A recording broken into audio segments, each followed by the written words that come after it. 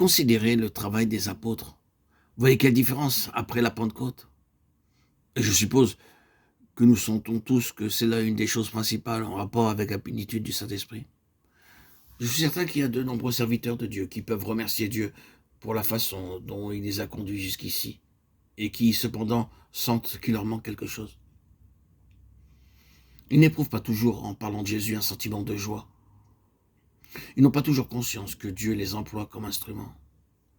Cependant, c'est là ce que Dieu désire de chacun de ses serviteurs. Combien de moniteurs d'école du dimanche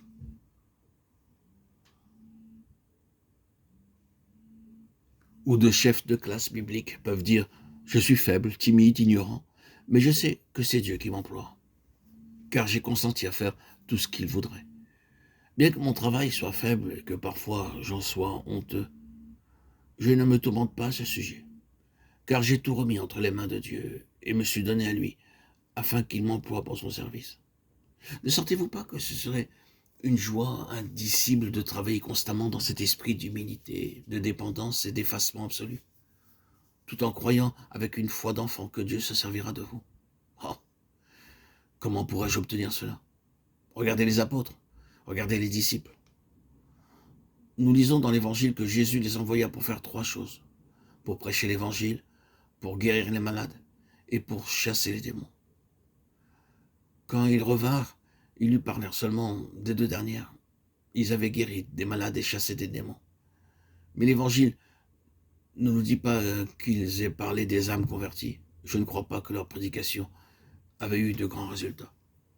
Mais quand le jour de la Pentecôte vint et écoutait leurs prédications, pas seulement celle de Pierre, ils proclamaient tous les merveilles de Dieu.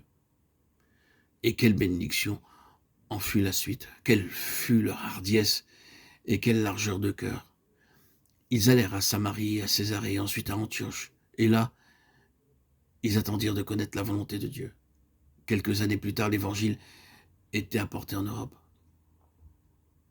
C'est par la puissance du Saint-Esprit que toutes ces choses furent accomplies. Et nous avons besoin de cette puissance pour faire l'œuvre de Dieu. Et nous avons besoin d'être éclairés par le Saint-Esprit pour voir le champ de travail qui s'étend devant nous, même dans notre entourage immédiat. Je remercie Dieu pour l'intérêt que les chrétiens portent actuellement aux missions en terre lointaine et parmi les païens. Je remercie Dieu pour les efforts qui sont faits en faveur des pauvres, des parias, des ivrognes et de ceux qui sont en danger moral. Mais qui osera apporter l'évangile aux classes moyennes et aux gens riches? N'y a-t-il pas parmi vous des gens qui font partie d'une église ou d'une assemblée et qui assistent au culte dimanche après dimanche aux côtés de gens dont beaucoup sont inconvertis? N'avez-vous pas besoin d'être éclairé par le Saint-Esprit et d'être inspiré par lui?